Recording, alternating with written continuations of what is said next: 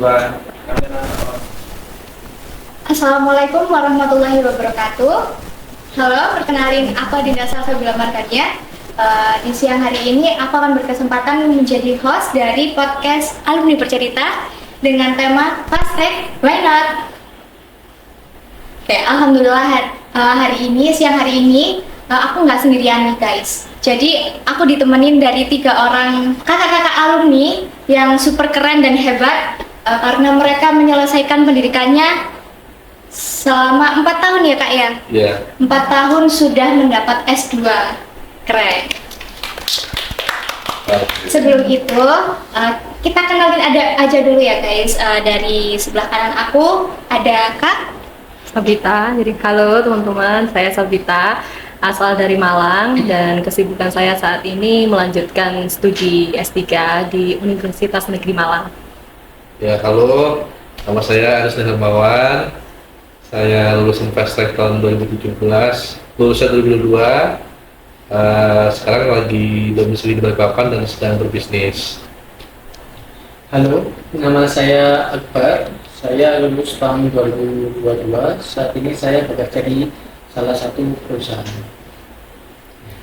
udah dikenalin kan teman-teman. Jadi kakak-kakak ini itu lulusan dari program yang dimiliki dari kampus kita, program Fast Track, di mana program ini itu adalah program untuk kalian semua yang ingin melanjutkan studi lanjut ke S2 tapi dengan jangka waktu yang lebih singkat.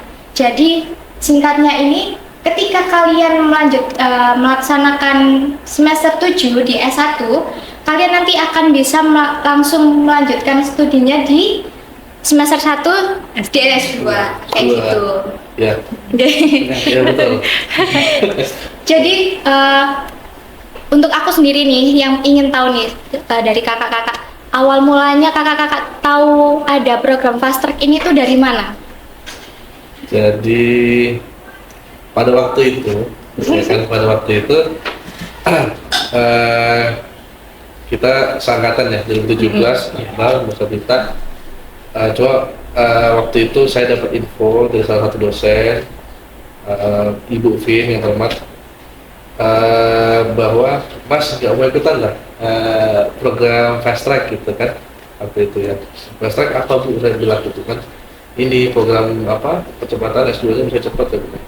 Gimana Bu, gini. Pada waktu itu memang sudah mau akhir ini, saya memang lagi mau nyari aja kelanjutannya ke depannya gimana gitu kan. Kebetulan saya pengen lanjut S2, jadi ini ada program ini ya mendukung lah, katakanlah dari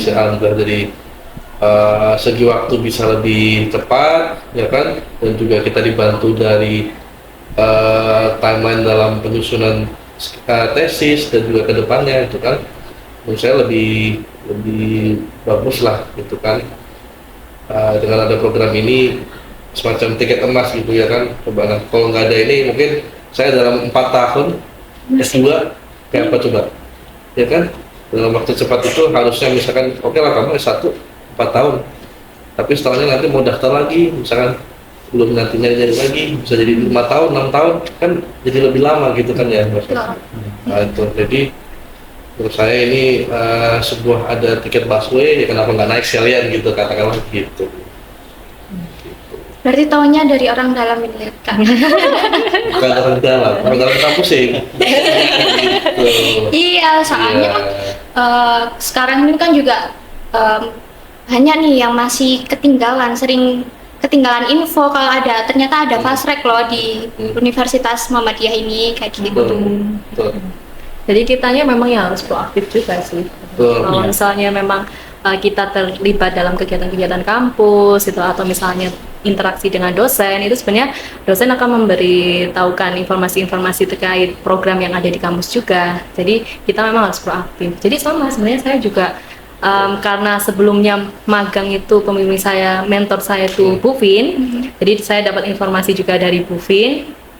Cuman kalau saya pribadi nggak ada memang pemikiran untuk lanjut S2, itu benar-benar nggak ada, karena saya nggak pingin aja lanjut sekolah gitu. Tapi karena saya sekelas sama dia juga, dan dia yang akhirnya bertanya-tanya kenapa gitu kan, kamu juga ditawarin gitu, kenapa nggak ambil gitu. Saya pikir soalnya saya ngerasanya setelah S1 kayaknya udah deh langsung kerja aja gitu kan. Tapi dia kayak bertanya-tanya kenapa enggak. Oke lah, dipikirin dulu aja gitu. Setelahnya akhirnya saya ya ambil fast track itu, dan malahan saya yang terpikir untuk jadi dosen setelah ngambil program fast track. Malah itu tidak terduga. Malah jadi motivasi ya. Terus Kalau saya kan memang beda kelas sama Mbak Sabita sama Mas Aris. Jadi saya itu dapat infonya dari grup yang waktu pembuatan skripsi, awal pembuatan skripsi dapat info dari grup ditawari. Terus saya coba pikir-pikir dulu apakah ini nanti kedepannya bakal prospek buat diri saya sama karir saya. Saya konsultasikan dengan orang tua dan alhamdulillah orang tua setuju. Nah langsung saya daftar. Setelah saya daftar saya juga coba daftar kerja.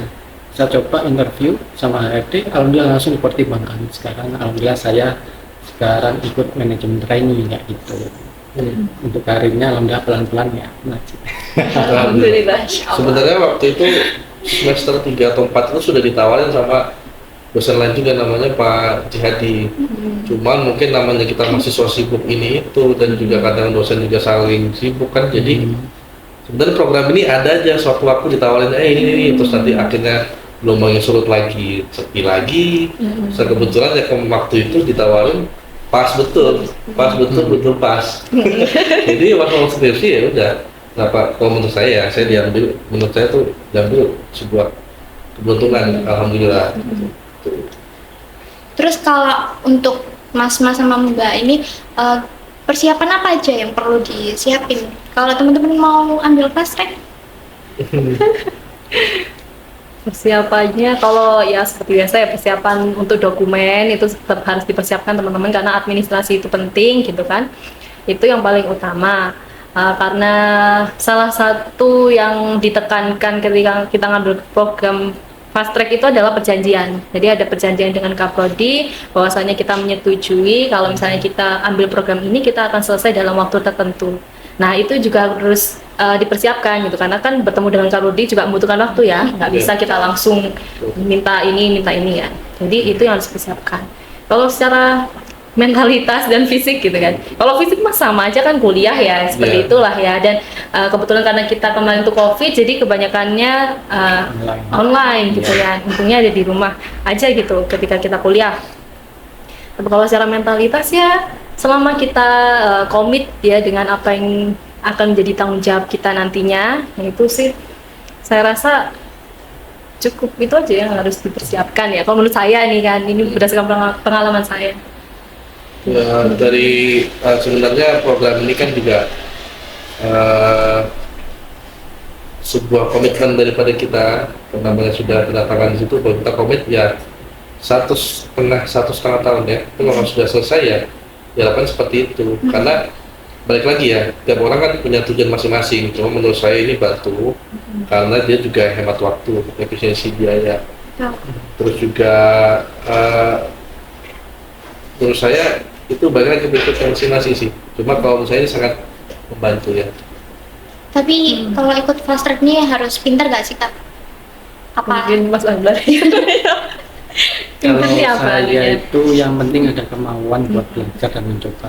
Kalau saya kemarin itu memang dari awal waktu saya skripsi itu sudah saya persiapkan, saya mau ambil tesis apa, cari-cari referensi dulu, itu yang harus saya persiapkan.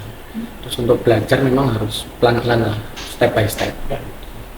Tapi selama selama jenjang studinya ini berlangsung, kan pasti ada kayak ngedownnya, kayak semangatnya nih udah nggak ada kayak gitu loh. Gimana cara memotivasi dirinya sendiri untuk tetap, ini kan ditenggat ini kayak gitu?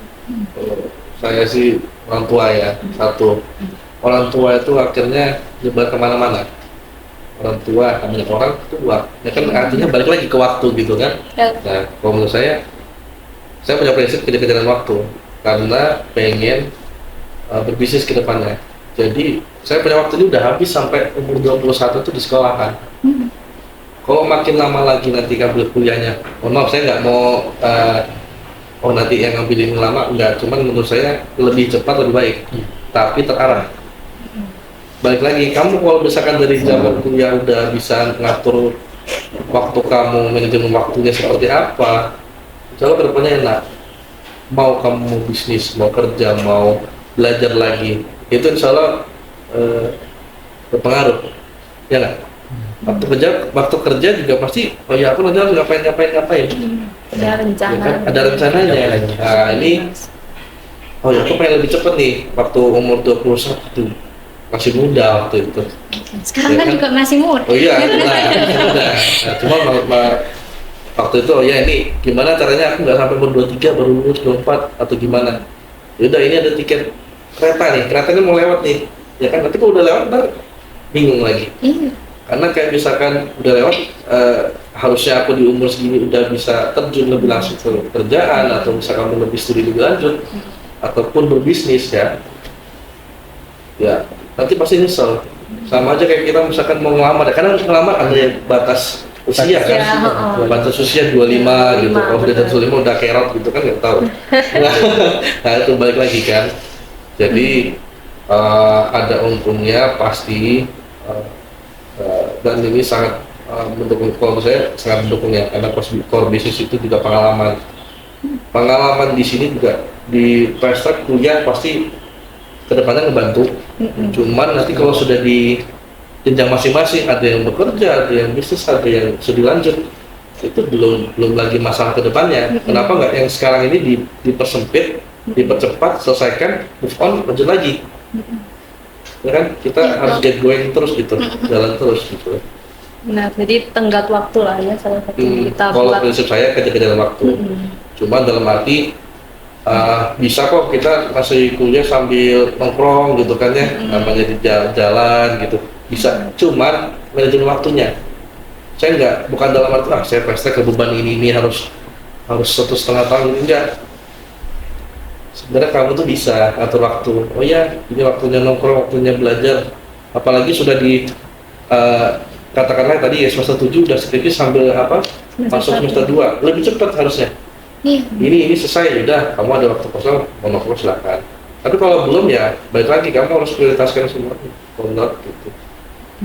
Jadi itu yang memotivasi itu salah satunya itu juga. Jadi dari prinsip masing-masing sih menurut aku ya. Jadi keyakinan diri, terus motivasi orang tua itu sangat besar menurut saya. Jadi makin lama juga orang tua juga makin lama ngeliat kita ini suksesnya.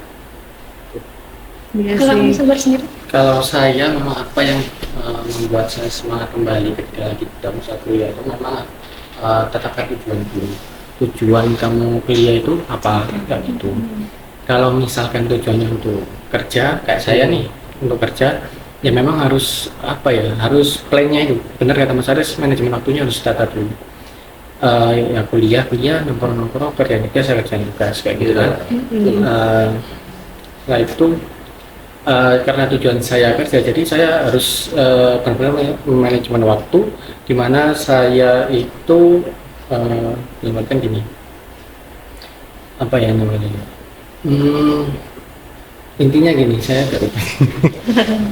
Santai. Ya, sebagai business owner kan juga dalam arti ini S2 sebenarnya bidangnya apa, nanti pertimbangannya seperti apa. Kamu kalau misalkan selesai bisa lebih cepat kan jadi pertimbangan juga kan? Iya, bisa itu sama ini sih. Kalau saya kan memang dikejar waktu juga, dikejar ini sih. Usia pekerjaan kan 25 tahun kan? Itu yang jadi pertimbangan saya buat saya harus semangat untuk menyelesaikan kayak gitu kan. Apalagi umur saya kemarin itu 22 hampir 23 gitu. Kesempatan kurang 2 tahun lagi kayak gitu. Itu apalagi yang fresh graduate pekerjaan, kalau belum punya pengalaman kan di bawah 25 tahun masih dipertimbangkan. Kalau di atas 25 tahun ini yang agak susah kayak gitu. Itu kalau di dunia kerja. Ini tuh benar-benar kayak membuka dan menampar aku, karena ya sekarang lagi kayak ngerasa ngedown-ngedownnya nih bener.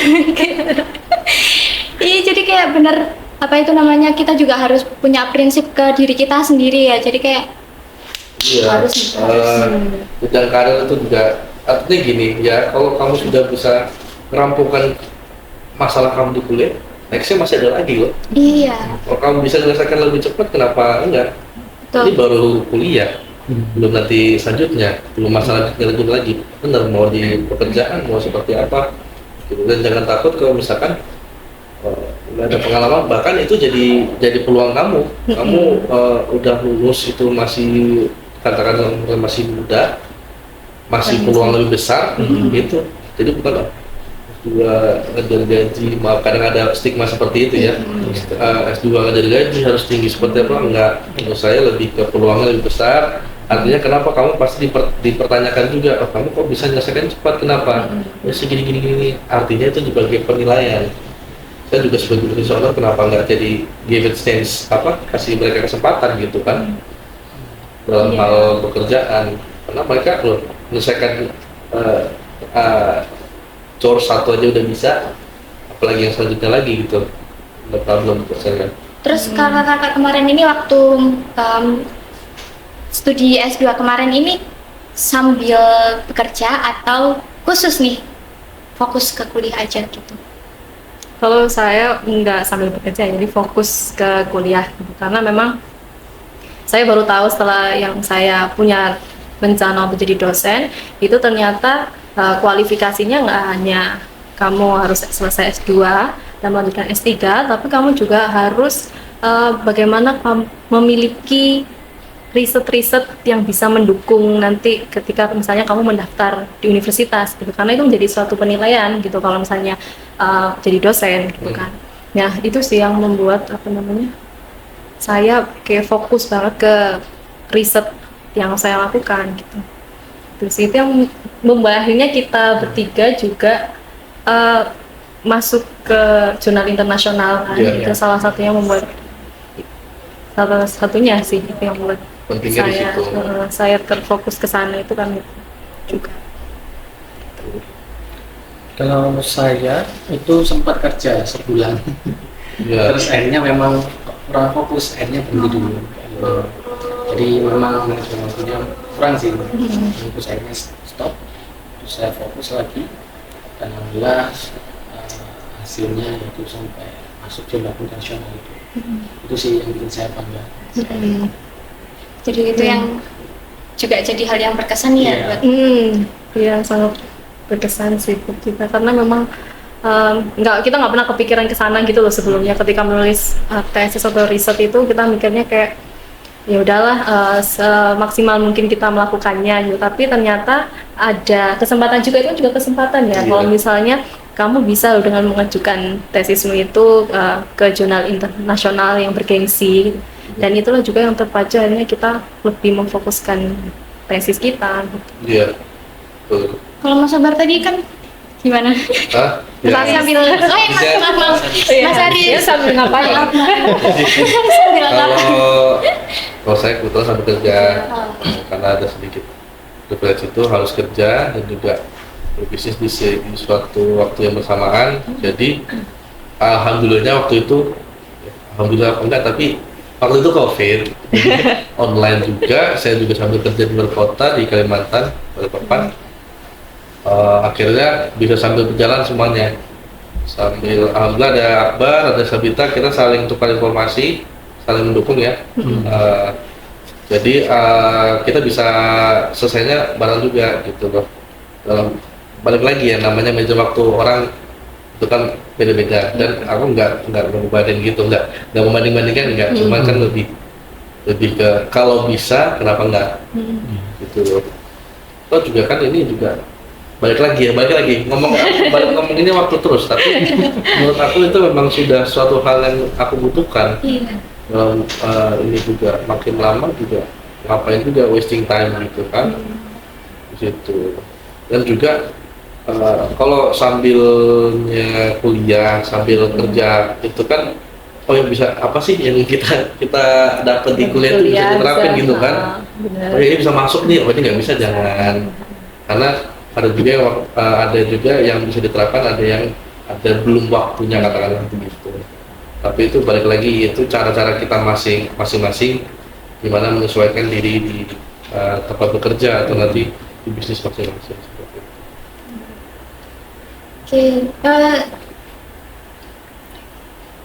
Itu. Terus kalau untuk teman-teman sendiri nih yang ingin melanjutkan bukan beasiswa, melanjutkan ke jenjang yang seperti kakak-kakak, kira-kira itu pesan-pesan apa yang perlu disampaikan ke teman-teman? Pesan-pesan ya. Pesan-pesannya.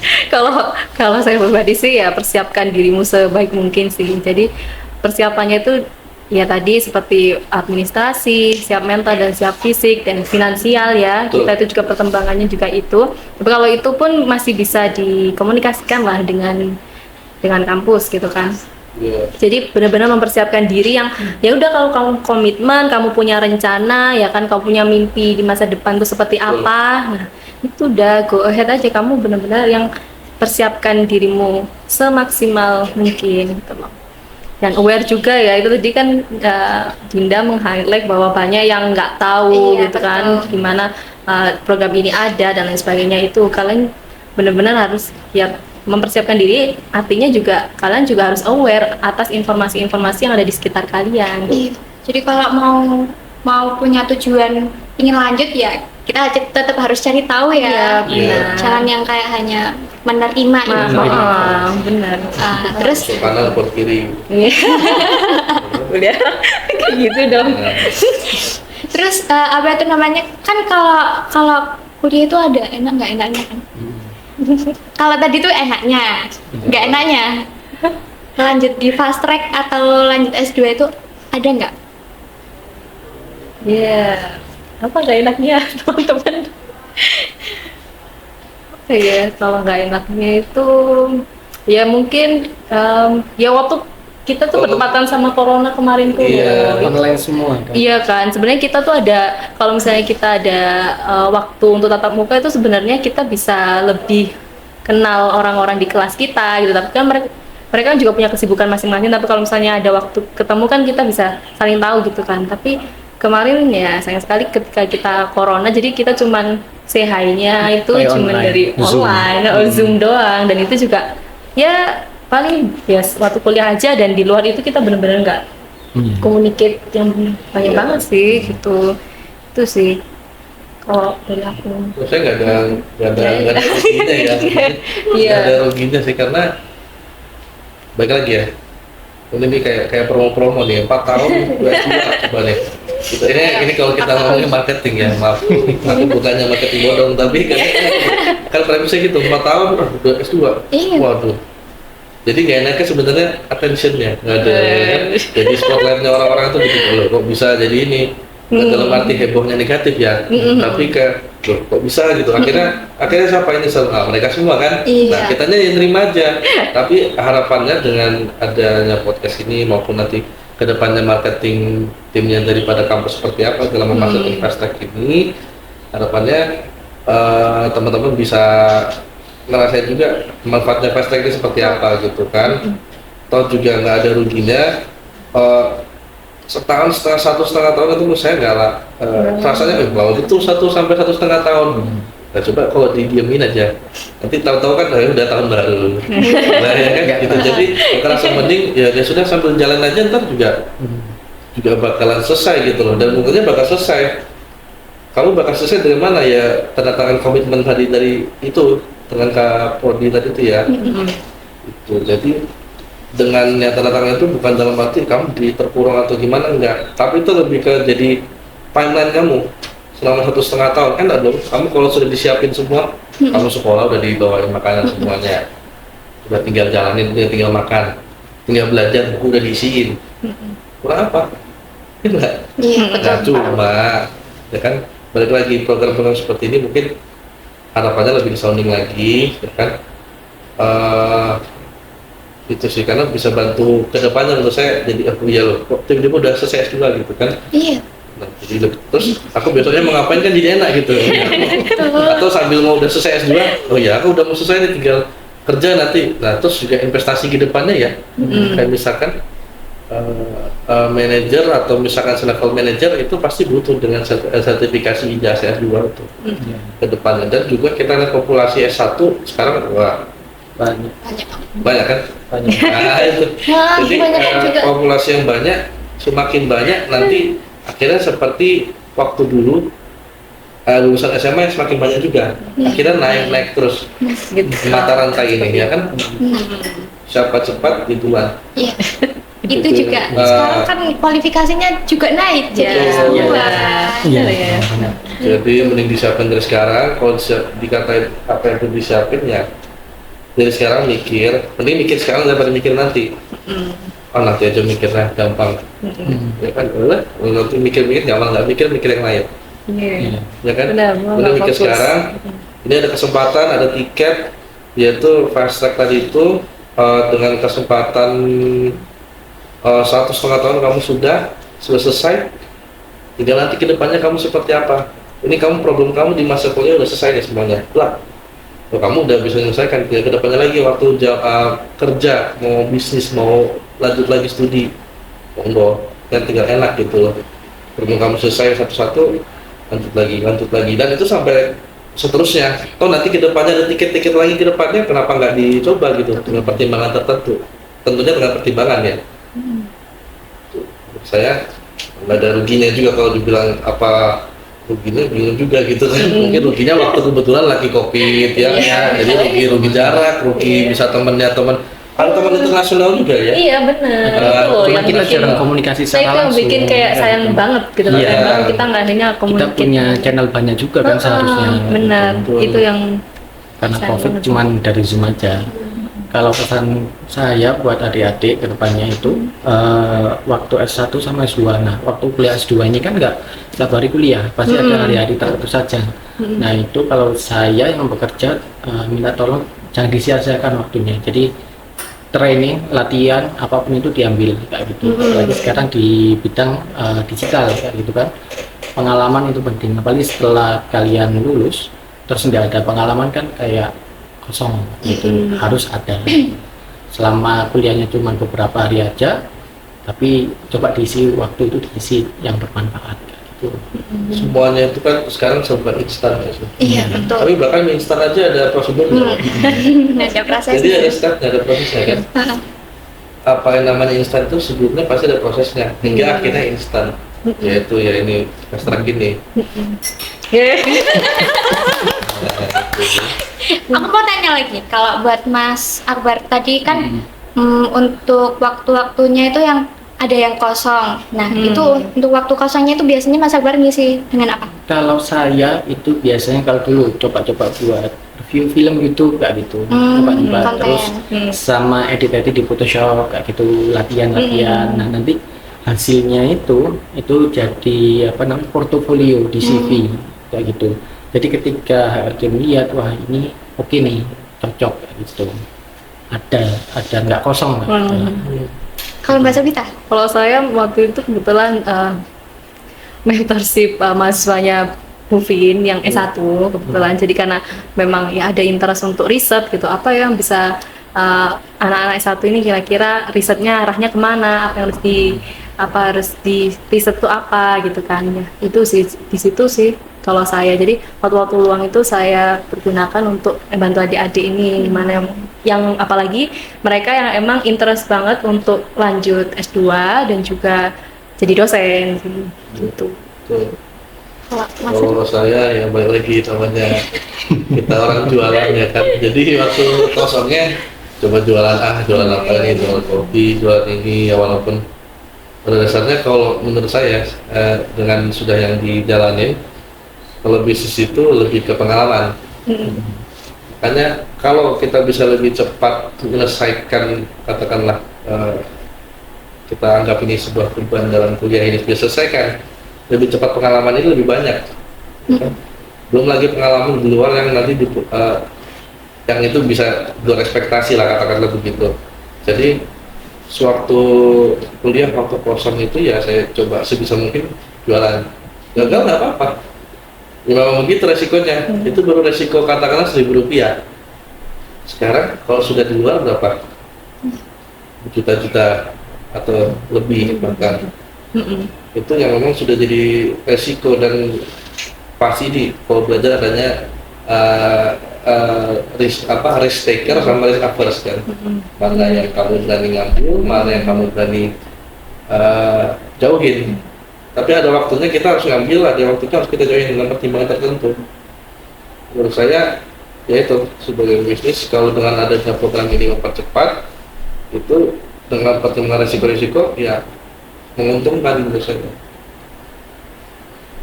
Ya, jadi buat teman-teman nih yang mau lanjut ke S2, jangan ragu-ragu deh buat ikut program fast track ini. Iya. Karena udah ada testimoni langsungnya dari Mbak Sabita, Mas Aris sama Mas Akbar. Ya.